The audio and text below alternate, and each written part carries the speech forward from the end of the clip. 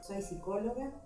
Desde el 2005 fundé una organización que se llama Pensar, que alberga varios proyectos. Comenzó albergando uno solo, que era Barriletes en Bandada.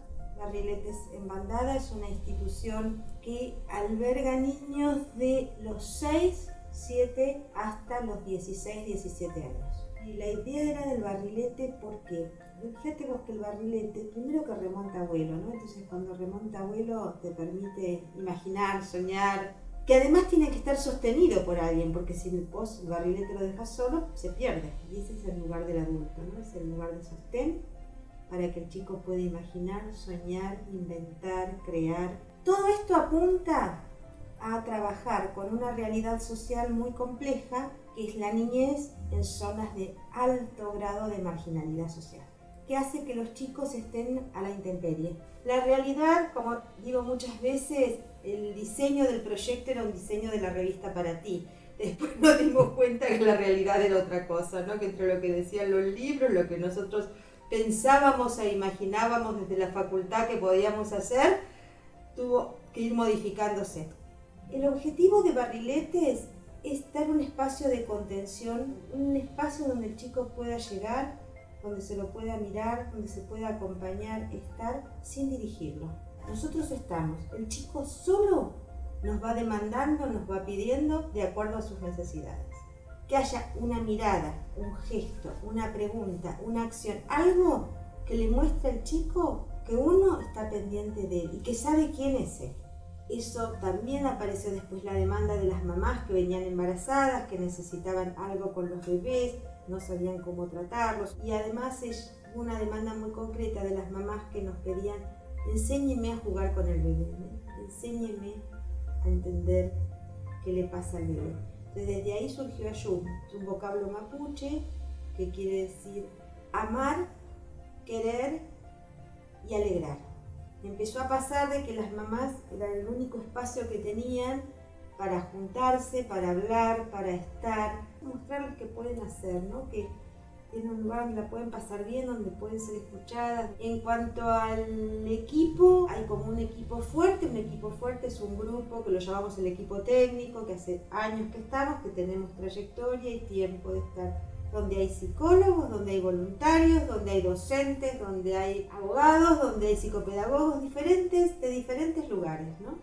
Mi nombre es Gabriela, yo me sumé en el 2019, necesitaban una persona como para que esté en el detrás, que es un poco el envío de notas, la recepción de donaciones, y me encontré la verdad con un equipo súper formado, con mucha experiencia en niñez, y esto que tiene el equipo de poner al individuo como centro, ¿no? A esa personita como centro, y me parece que eso no se da en todos los lugares.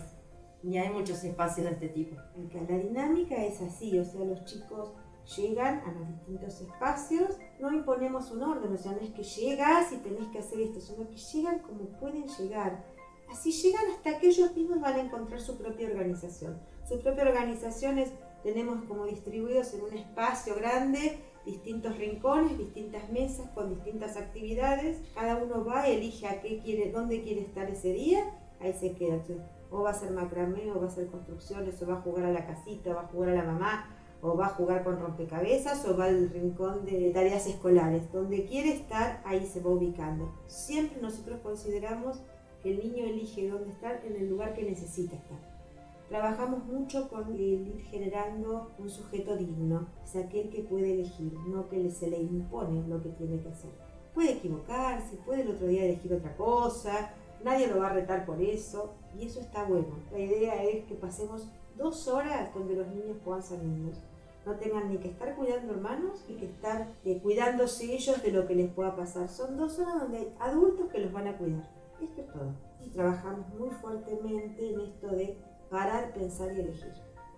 Este es nuestro paradigma. Parar, pensar y elegir. Que no haya acciones atropelladas, porque sí, porque me vino, porque pasó, sino que puedan elegir, que son dignos de sujeto de derecho. Que la iniciativa, digamos, la da el chico, no la da el niño o la niña, ¿no? Esta posibilidad de elegir, estas herramientas que tienen, no ir con algo tan planificado o armado, ver qué iniciativas tienen ellos, ¿no? Y qué te proponen, y cómo estos chicos y chicas con estas pocas oportunidades que llegaron hacen mucho. Poder ser generador de oportunidades para personitas que no lo tienen. Ser replicadores de estos gestos es importante. La más linda experiencia es el escuchar los audios de los chicos en plena pandemia, donde le contaban a la seño las cosas que estaban haciendo. Y le decían, no, acá estoy con mi mamá, estoy haciendo la tarea, ¿ustedes cómo están? Para mí eso es súper llenador. Hablaba de que ellos encontraron un referente, que confía en ellos, que se sienten acompañados. Otra cosa muy de un chiquito con una situación seria, muy seria, patológica, de que no podía estar con otros chicos, no podía jugar. Bueno, nosotros fuimos sosteniendo ese juego hasta que pudo jugar con otro, después con otro, y vino hace fines del 19 vino a contarme que había terminado la secundaria y que quería ver cómo podía trabajar en barriletes para hacer con otros chicos lo que habíamos hecho con él. Estas son esas cosas que wow, de la vida, ¿no? Ese gesto de amor, ese gesto de afecto, es decir, podés elegir, cambia totalmente el vínculo y cambia la relación del niño con la realidad. Mira, se puede colaborar desde, por ejemplo, ayudarnos a veces en los traslados de las cosas que logramos y no tenemos cómo trasladarlas. Se puede aportar económicamente, o sea, tenemos cuentas bancarias. Todo es costoso, no tenemos recursos infinitos. Darnos una mano, yo, acompañarnos. Está totalmente abierto el espacio también a voluntarios, a manos que quieran colaborar y ayudar. Me parece que colaborar desde lo que uno puede, si puede ser tiempo, si pueden ser cosas materiales, todos tenemos un tiempito para ayudar al otro. Pongo en juego muchas cuestiones por las cuales muchos compañeros y amigos míos dieron la vida, ¿no? Entonces es como darle vida a los proyectos por los que dieron la vida, que era darle dignidad a las personas, de poder ser dueños de sus destinos, sentirse personas dignas.